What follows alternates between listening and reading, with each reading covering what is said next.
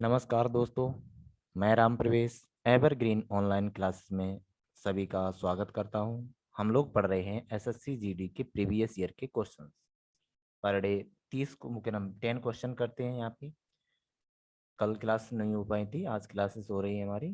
तो आज के नए 10 क्वेश्चन कौन से हैं अगले देखते हैं। उससे पहले हर एक क्लास की तरह ये हमारा एप्लीकेशन दिया है। जो भी चाहता है कि एप्लीकेशन डाउनलोड करने कर लें, उसमें फ़ायदा ही होगा। क्योंकि उस एप्लीकेशन पे आपको क्या होता है कि जो क्लास है वो भी मिल जाएगी। पहला कि जो क्लास है वो भी मिलेगी। सेकंड, यहाँ पे जो भी हम पढ़ाते हैं या जो भी इस अभी स्क्रीन पे लिख रहे हैं वो एक पीडीएफ बन जाती है, तो वो भी पीडीएफ आपको अवेलेबल होगी। और थर्ड ऑप्शन है इसका, क्या कहते हैं, क्विज। आपको क्विज मिलेंगी। और फोर्थ है कि हम कुछ कलेक्ट करते हैं मटेरियल मीन्स कि जैसे मान लो नंबर सिस्टम है, तो नंबर सिस्टम में अब तक आए हुए क्वेश्चन जितने भी बने हर टाइप का, वो हम एक पीडीएफ बनाते हैं, उसकी भी पीडीएफ आपको यहीं पे अवेलेबल होगी। तो अगर आपको चाहते हो कि ये सब मिले एक साथ, तो कृपया करके हमारा ऐप डाउनलोड कर लें। ऐप डाउनलोड करने का लिंक, आपको प्ले स्टोर पे जाना है, वहाँ पे एवरग्रीन क्लासेस टाइप करना है। एवरग्रीन क्लासेस में ये लोगो जिसमें देखिए वही हमारा एप्लीकेशन है। चाहो तो आप डायरेक्ट यहाँ से उसको क्यूआर कोड को स्कैन करो और आपको लिंक यहीं पे मिल जाएगा। ठीक है, तो चलिए देखते हैं आज के नेक्स्ट 10 क्वेश्चन कौन से होने वाले हैं। जो भी क्वेश्चन होंगे, जितना बेसिक होगा बेसिक से करेंगे, ट्रिक होगा ट्रिक लगाएंगे, जितनी फास्ट होगा हर कॉन्सेप्ट यहाँ पे एक एक करके लगाया जाएगा। ठीक है, तो चलिए देखते हैं।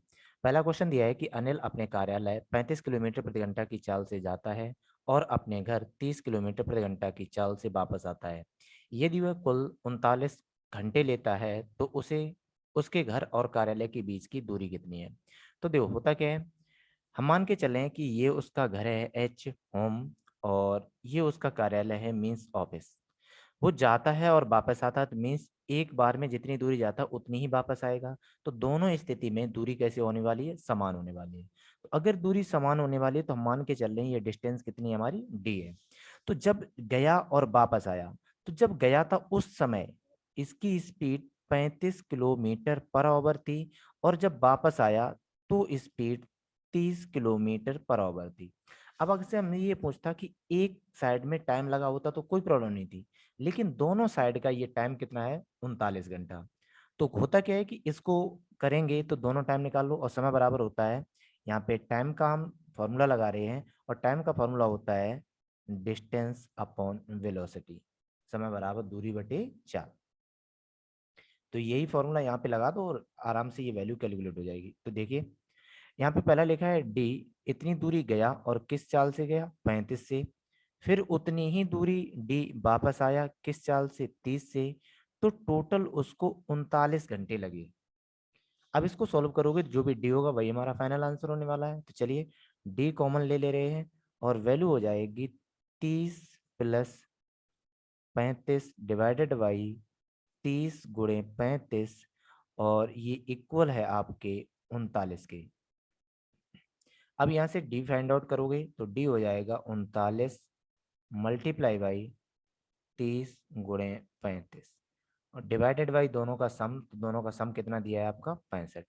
तो इसको सिंप्लीफाई करोगे तो सिंप्लीफाई 13 से काट रहे हैं हम, 13 × 5 = 65, 13 × 3 = 39, 5 से काटोगे ये 7 बार, तो 7 × 3 = 21, तो वैल्यू हो जाएगी 21 × 30 मीन्स 630। और ये किस में रहेगा, किलोमीटर में रहेगा, क्योंकि आप घंटे और किलोमीटर पर घंटे में चल रहे हो। तो टोटल डिस्टेंस कितनी हो जाएगी आपकी, 630।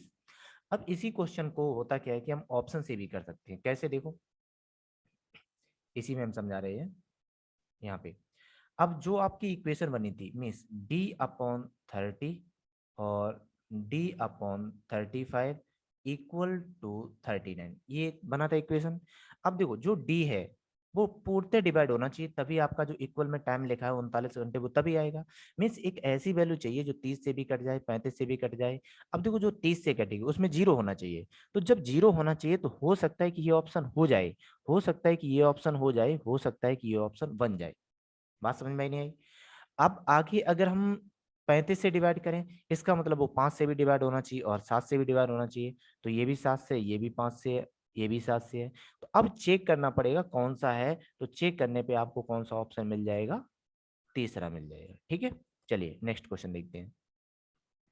नेक्स्ट क्वेश्चन में दिया है कि दो वस्तुओं के मूल्य का अनुपात 4:3 है। पहले वस्तु के मूल्य को 50% बढ़ा दिया जाता है और दूसरे वस्तु के मूल्य को 10% घटा दिया जाता है। यदि दूसरे वस्तु का नया मूल्य 54 रुपया है तो पहले वस्तु का नया मूल्य क्या होगा। तो देखो, पहले हम लिख रहे हैं इक्वेशन टाइप में, एक है पहली वस्तु और एक है सेकेंड टाइप की वस्तु। ठीक है, जो लिखा है वही लिख रहे हैं। तो एक का रेट, पहले का और दूसरे का रेट का अनुपात कितना है, 4:3, ये दिया है उन्होंने। अब ये कह रहा है कि जो पहली वस्तु, इसमें हम 50% का इंक्रीज करेंगे और जो दूसरी वस्तु है इसमें हम 10% की कमी कर देंगे। ठीक है, तो जब आप कमी करोगे तो जो दूसरी वाली है उसका वास्तविक मूल्य हो जाएगा 54 रुपया। तो हमसे पूछ रहा है पहले वाले का कितना हो जाएगा। ठीक है, तो इसमें कुछ भी नहीं होता, बहुत इजी क्वेश्चन होता है, और कैसे होता है वो चीज देखो। अब ये कह रहा है कि यहाँ पे जो रेट लिखा था पहले वाला, अगर हम उसको मान के चलें 3 और उसमें 10 की कमी की तो 54 मिला। मीन्स 3x में आपने 10 की कमी की तो बचा कितना, 90%। 90 डिवाइडेड बाई 100, और ये इक्वल कितना है आपका, 54 है, ये दिया है। तो 9 से कट 0 ले लिया, 9 से जाएगा ये 6 बार, 3 से जाएगा ये 2 बार, तो x इक्वल कितना हो जाएगा आपका, 6 दूनी 12, कितना हो जाएगा, 12। अब होता क्या है, कहीं एरर हुई है, चलो दोबारा कर रहे हैं, यहाँ पे इसको हटा दो। देखो, यहाँ पे कोई रेट था आपका 3x, इसमें आपने 10% की कमी की तो बचा कितना, 90/100, और ये चेंज करने के बाद आपका 54 आना चाहिए। ठीक है, तो 0 से 0, 9 6 54, ठीक, और 3 दूनी 6, तो x बराबर कितना आएगा, 20। हमने गलत काट दिया था वहां पे। ठीक, अब देखो, अब ये टोटल वैल्यू आपकी कितनी है, 60। 60 में 10% की कमी की तो 54 मिला। तो 30 में कितने का गुणा करें 60 मिले, तो 30 में 20 का गुणा करो 60 मिल जाएगा। तो इसमें भी 20 का गुणा कर दो, कितना हो जाएगा, 80। कितना हो जाएगा, 80। अब इसमें आप 50% का इंक्रीज करोगे, मीन्स 80 में 50 का इंक्रीज करोगे तो वैल्यू हो जाएगी 150 डिवाइडेड बाई 100। तो 0 से 0, 0 से 0, और 15 × 8 = 120। तो जो नया मूल्य है पहले वाले का वो कितना होने वाला है, 120 होने वाला है।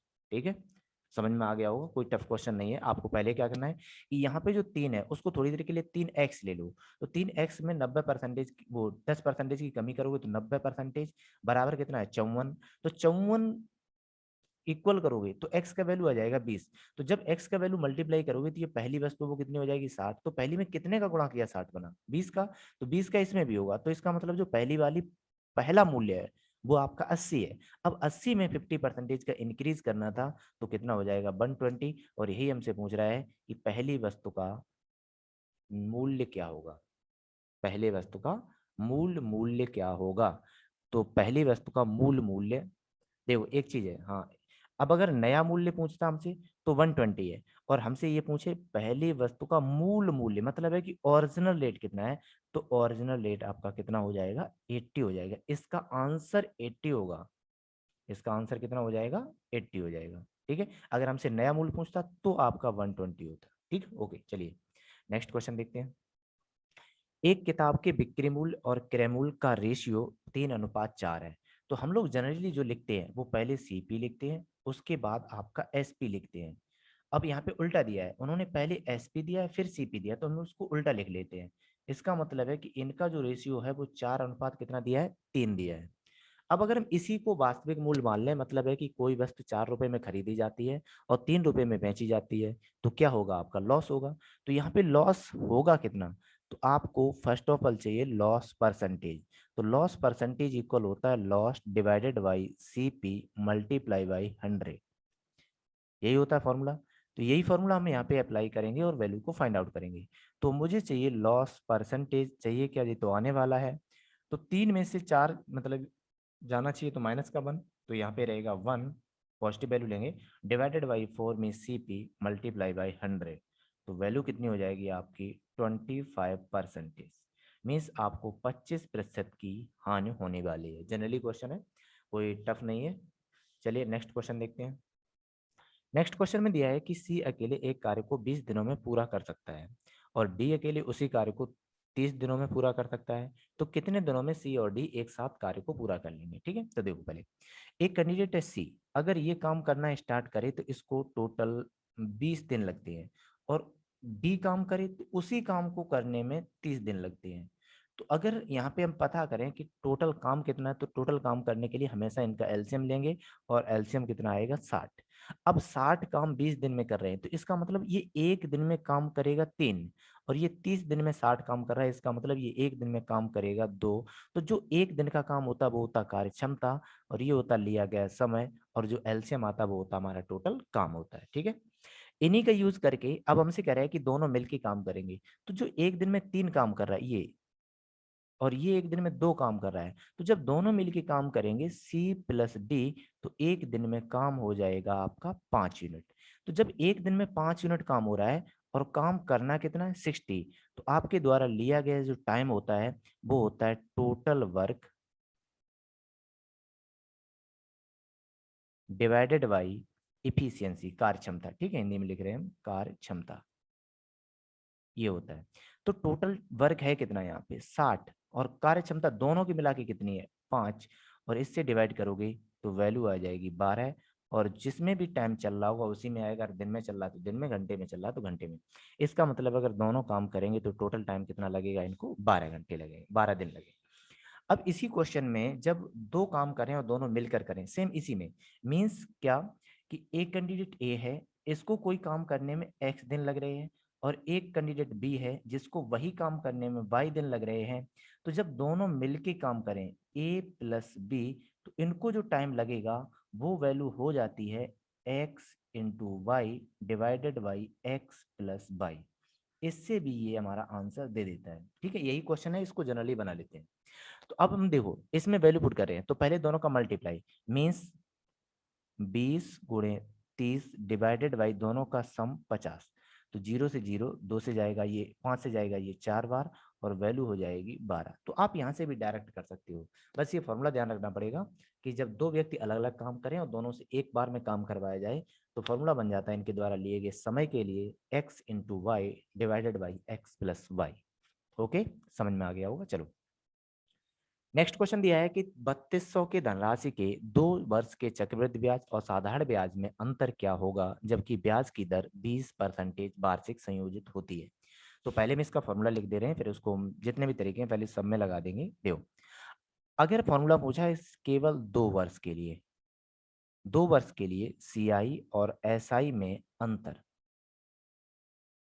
ठीक है, तो इसका फॉर्मूला होता है आपका पी मीन्स प्रिंसिपल मूलधन, R square means rate square divided by 100 का स्क्वायर, ये आपका फॉर्मूला होता है। और इसमें वैल्यू पुट करोगे तो आ जाएगी। तो चलिए देखते हैं, आपसे अंतर पूछ रहा है, तो अंतर का फॉर्मूला क्या है, मूलधन, मूलधन दिया है आपको 3200, रेट का स्क्वायर, रेट कितना है 20, 20 का स्क्वायर 400, डिवाइडेड बाई 100 का वर्ग, तो 100 गुणे 100।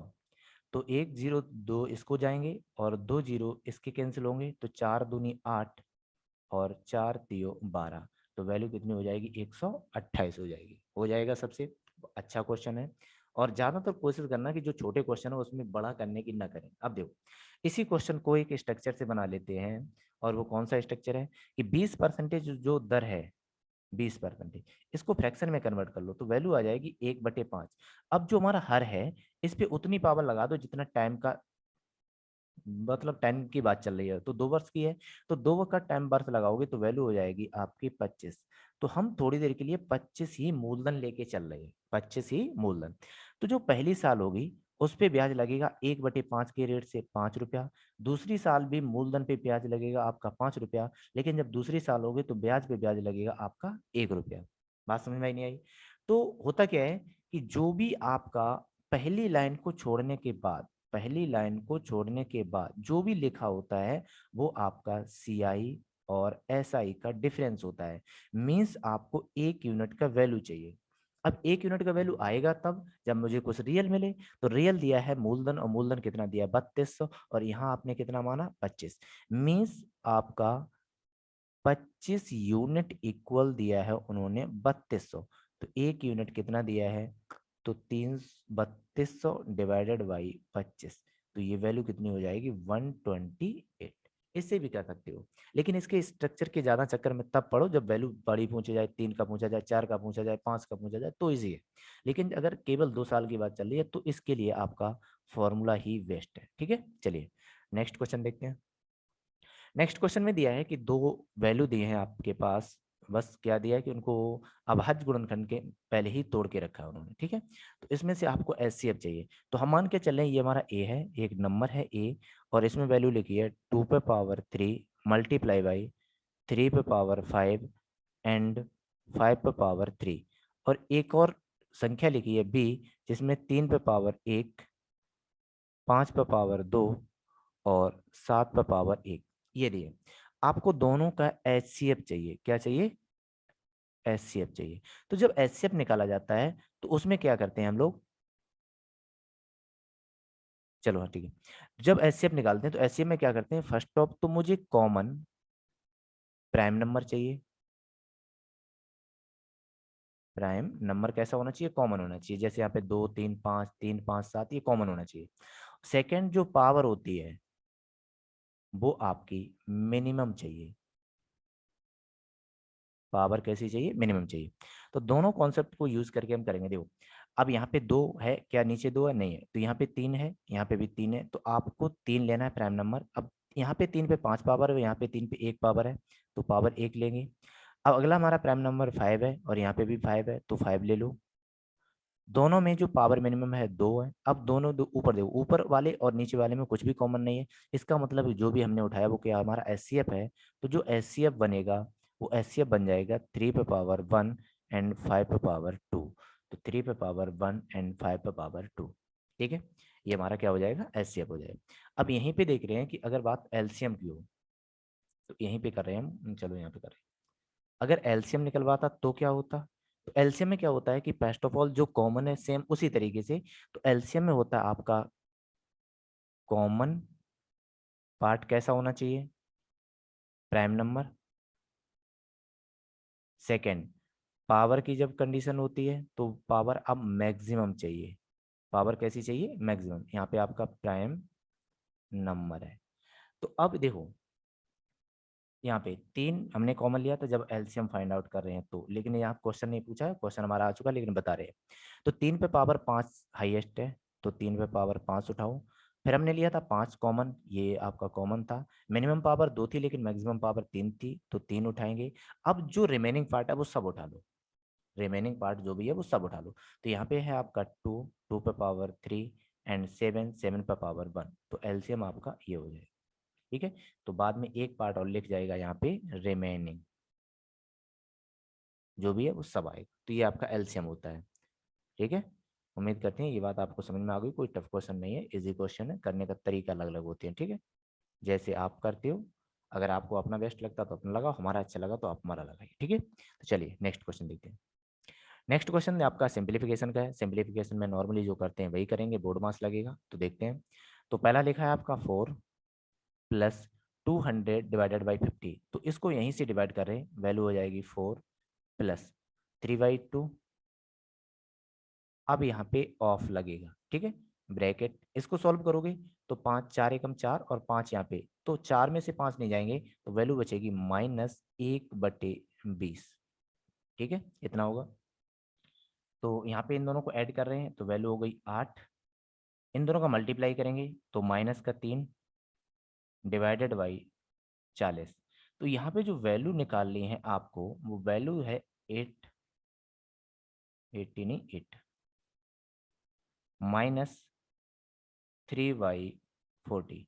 तो 8 × 4 = 32, 8 × 4 = 32, तो वैल्यू हुई 320 -3 डिवाइडेड बाई 40। तो 320 में से 3 हटाओगे तो वैल्यू बचेगी 317 और डिवाइडेड बाई 40। तो अब कोई भी सिंप्लीफाई नहीं होगा, तो पहला ऑप्शन हो जाएगा आपका, नॉर्मली हो जाएगा सबसे। चलिए नेक्स्ट क्वेश्चन देखते हैं। नेक्स्ट क्वेश्चन फिर आपका है, लेकिन साधारण ब्याज का है। साधारण ब्याज का है तो इजी है, ठीक है। चलो देखो, आपसे कह रहा है कि एक धनराशि वार्षिक साधारण ब्याज की दर से 15 वर्ष में स्वयं की 14 गुनी हो जाती है। तो जो पहला स्टेप लिखा उससे मतलब रख रहे हैं, ठीक है। तो कोई मूलधन है पी और ये 15 वर्ष में कितना होता है, 14 पी, इतना हो जाता है। तो यहाँ पे जो ब्याज है वो कितना आएगा, तो ब्याज आएगा, ये मिश्र धन है आपका, मतलब है कि अमाउंट है, और ये आपका प्रिंसिपल है। तो जब अमाउंट में से मतलब मिश्र धन में से मूलधन हटाओगे तो ब्याज आएगा। तो 14 पी में से 1 पी जाएगा तो ब्याज हो जाएगा 13 पी, इतना हो जाएगा। सेकेंड, जो आपसे पूछा गया उससे मतलब रखेंगे आप लोग। इसमें क्या दिया है, 92 गुना होना है, मीन्स आपका जो मूलधन है पी अब हो जाएगा 92 गुना। तो 92 पी, तो यहाँ पे जो ब्याज है वो कितना बना, तो ब्याज बना आपका 91 पी। हमने डायरेक्ट माइनस कर दिया, इतना कर लेना आप, ठीक है। अब हमसे जो पूछ रहा है वो पूछ रहा है ये टाइम कितना लगा, टाइम कितना लगा। तो इसको करने के लिए क्या होता है कि आपके देखो यहाँ पे टाइम पूछा है, तो समय बराबर जो होता है टाइम, ये होता है आपका ब्याज मतलब SI गुणे 100 डिवाइडेड बाई मूलधन मल्टीप्लाई बाई दर, इतना होता है। अब देखो इसमें जो हमें पूछा गया टाइम, तो इसके लिए दिया क्या आपको, ब्याज दिया दिया है, 100 से कोई मतलब नहीं, मूलधन आपका पी है, आर और चाहिए, तो आर आपको यहाँ से फाइंड आउट करनी पड़ेगी। तो जब हम यहाँ से फाइंड आउट करेंगे तो जो रेट का फॉर्मूला वही लगा दे रहे सीधा। दर बराबर होता है ब्याज गुणे 100 डिवाइडेड बाई मूलधन गुणे टाइम, इतना होता है। तो यहाँ से जब वैल्यू फाइंड आउट करोगे तो साधारण ब्याज कितना निकला आपका, 13 पी गुणे 100, मूलधन आपका कितना है पी, और टाइम कितना है 15 वर्ष, इतना हुआ। तो पी से पी कैंसिल, 5 से जाएगा 3, 5 से जाएगा आपका 20, तो 13 दूनी 26, तो 260/3, ये आपका क्या है, रेट आया। यही रेट यहाँ पे यूज करना है और कुछ भी नहीं। तो यहाँ पे मुझे अब क्या चाहिए, टाइम चाहिए। तो टाइम बराबर होता है साधारण ब्याज, तो कितना लिखा है 91 पी गुणे 100 डिवाइडेड बाई मूलधन कितना है आपका पी, और यहाँ पे जो रेट है वो लिखा है 260 डिवाइडेड बाई 3, तो 3 चला जाएगा ऊपर आपका, ठीक है। अब यहाँ से वैल्यू को कैंसिल आउट करना है, तो 0 से 0 जाएगा, इस पी से ये पी जाएगा, 13 7 91, 13 दूनी 26, 2 से जाएंगे ये 5 बार, तो वैल्यू कितनी बनी आपकी, 5 3 15 और 15 सत्ते 105। तो 105 वर्ष में आपका धन पी से 92 पी हो जाएगा, ठीक है। ये तो हमारा बेसिक है। अब इसी क्वेश्चन को अगर आप डायरेक्ट कॉन्सेप्ट से करो तो क्या होगा वो चीज दिखा रहे हैं, ठीक है। चलो अब इसमें क्या करना, देखो कोई धन था पी, कितना हो गया, 14 पी हुआ, ठीक है। तो यहाँ पे जो ब्याज है वो मिला कितना ब्याज, तो ब्याज मिला मुझे 13 पी। ब्याज 13 पी मिलने में आपको टाइम लगा 15 वर्ष, कितना लगा, 15 वर्ष। सेम आगे आपका मूलधन अब पी है, आपको कितना बनाना है, 92 पी, तो ब्याज कितना मिल रहा है, 91 पी, इतना मिल रहा है। अब क्वेश्चन ये है कि 13 पी होने में टाइम लगा 15 वर्ष, तो 1 पी होने में टाइम लगेगा 15/13, तो आपको कितना चाहिए, 91, तो 13 7 91, और वैल्यू हो जाएगी 105 वर्ष। तब भी हमारा कितना आएगा, 105 वर्ष। चाहे तो आप डायरेक्ट कर लो, चाहे आप बेसिक से करो, उम्मीद करते हैं बेसिक से करो, अच्छा रहेगा। जब बेसिक आपका अच्छा हो जाए तो आप ट्रिक से करना, कोई प्रॉब्लम नहीं होगी, ठीक है। उसका रीजन है कि मान लो ट्रिक एक बार भूल गई तो क्वेश्चन पूरा ही चला जाएगा, और बेसिक कभी भूलते नहीं अगर बेसिक समझ में आ गया तो, ठीक है। चलो नेक्स्ट क्वेश्चन देखते हैं। नेक्स्ट क्वेश्चन आपका रेशियो पे है। रेशियो इजी होता है। तो देखो तीन वैल्यू दी है ABC, तो यहाँ पे हम तीनों वैल्यू लिख रहे हैं A B और C, इतने लिखी। अब क्वेश्चन है कि बी ए से 20% अधिक है, जो बी वाला पार्ट है, बी वाला जो पार्ट है ये आपका 20% मोर है ए से, सी बी से 25% अधिक है। तो अब जो सी है वो 25% मोर है, इतना दिया है। आपसे कह रहा है कि सी का वैल्यू 330 है, तो ए का वैल्यू कितना होना चाहिए, ठीक है, ये पूछा है। तो इसको हम फर्स्ट ऑफ ऑल तो कर रहे हैं आपका रेशियो बना के। तो जब परसेंटेज इंक्रीज हो, जब परसेंटेज डिक्रीज, तो उस केस में हम जो वैल्यू लेते हैं वो 100 लेके चल रहे हैं। तो अगर ये 100 है तो इसमें 20% का इंक्रीज करोगे तो वैल्यू हो जाएगी 120, राइट। अब 120 में 25 का इंक्रीज, तो 120 में 25 का इंक्रीज, तो 120/100। समझ में आया नहीं है? तो अब होता क्या है, इसको सिंप्लीफाई करो। 25 से जाएगा 5 बार, 25 से जाएगा 4 बार, 4 से जाएगा ये 30 बार, तो 30×5 = 15 मीन्स 150, इतना हो जाएगा। अब रेशियो बनाना है, तो रेशियो क्या कहता है कि जो भी कॉमन है उससे डिवाइड कर दो, तो देखा जाए तो यहाँ पे जीरो आपका हट जाएगा। तो जब जीरो हट जाएगा तो रेशियो बनेगा 10/12/15, इतना बनेगा। ये रेशियो मुझे चाहिए था। अब हमसे कह रहा है कि रियल वैल्यू, तो आपसे कह रहा है कि सी का वैल्यू दिया है, और सी का वैल्यू कितना दिया है यहाँ पे 15x। एक्स ले लो, यूनिट ले लो, कुछ भी नहीं। तो यहाँ पे 15x बराबर दे रहा है 330, तो x की वैल्यू पूछ रहा है। तो 15×2 = 30 और 15×2 = 30 मीन्स कितना आएगा 22। तो अगर x का वैल्यू 22 है तो हमसे पूछ रहा है a का वैल्यू कितना है। तो जो a है उसका वैल्यू आपका 10x है, तो वैल्यू हो जाएगी 10 × 222, that is equal to 220 means 220। कितना हो जाएगा 220 हो जाएगा। नॉर्मली क्वेश्चन था आपका, रेशियो पे था और इजी भी था। चलिए नेक्स्ट क्वेश्चन देखते हैं। नेक्स्ट क्वेश्चन दिया है कि एक आयताकार बगीचे की लंबाई और चौड़ाई 12 सेंटीमीटर और 9 सेंटीमीटर है, तो आयताकार बगीचे का क्षेत्रफल कितना है। तो आपको पता है कि ये मेंसुरेशन का क्वेश्चन है, और मेंसुरेशन में हमारे पास जितने भी स्ट्रक्चर बनते हैं वो यहाँ पे इनबिल्ड होते हैं इस ऐप में। तो ये आयताकार फील्ड है। तो आयताकार फील्ड है तो इसमें क्या दिया है, आपका एक आयत है और इसकी लंबाई और चौड़ाई ये आपको जो दी है ये 12 सेंटीमीटर दी है, और ये आपको 9 सेंटीमीटर दी है। तो हमसे आयताकार भाग का क्षेत्रफल पूछ रहा है। तो होता क्या है कि हम इसके एक फॉर्मूला लिख रहे हैं कि जो क्षेत्रफल होता है, क्षेत्रफल बराबर होता है लंबाई गुणे चौड़ाई। ठीक है। सेकंड होता है इसका परिमाप, परिमाप इक्वल होता है 2 × लेंथ प्लस चौड़ाई। और इसकी जो विकर्ण होती है थर्ड, एक और कभी कभी पूछता है विकर्ण। जो भी विकर्ण होती है वो होती है रूट के अंदर लंबाई स्क्वायर प्लस चौड़ाई स्क्वायर। ये दो तीन फॉर्मूले यूज होते हैं जनरली, लेकिन हमारा जो यहाँ पे यूज है वो पहला वाला क्षेत्रफल। तो आपसे क्षेत्रफल पूछ रहा है मीन्स एरिया पूछ रहा है। तो जो एरिया होता है, एरिया बराबर क्या होता है लेंथ इंटू ब्रेथ मीन्स लंबाई गुणे चौड़ाई। तो लंबाई कितनी दी है 12 सेंटीमीटर, चौड़ाई कितनी दी है 9 सेंटीमीटर। तो मल्टीप्लाई करोगे कितना हो जाएगा 12×9 = 108। अब यहाँ पे देखना, ये भी सेंटीमीटर में था, ये भी सेंटीमीटर में था, तो सेंटीमीटर सेंटीमीटर का मल्टीप्लाई करने के बाद क्या बन जाएगा सेंटीमीटर स्क्वायर। तो क्वेश्चन हो जाएगा आपका 108 वर्ग सेंटीमीटर। ठीक है, कोई टफ क्वेश्चन नहीं था, मेंसुरेशन का था। मेंसुरेशन जब आप क्लास करोगे तो इजीली समझ में आ जाएगा। ठीक है, चलिए आज के लिए हमारे पूरे क्वेश्चन हुए 10। हमने 10 ही क्वेश्चन लिए और 10 ही लेते हैं। और अगर ये वीडियो आपको पसंद आ रही है तो आपको बहुत बहुत धन्यवाद। अगर वीडियो में कोई आपको कमी लगती है तो कमेंट करें, उसको बताएं कि इसको और थोड़ा इम्प्रूवमेंट कर सकते हैं। अगर वीडियो अच्छी लगी है तो लाइक ज़रूर करें। अगर आप चैनल पे पहली बार हैं तो सब्सक्राइब भी करें, और अपने फ्रेंड्स, अपने रिलेटिव जो भी मैथ पढ़ना चाहते हैं उनको शेयर भी करें। ठीक है, तो आज के लिए हमारा इतना ही।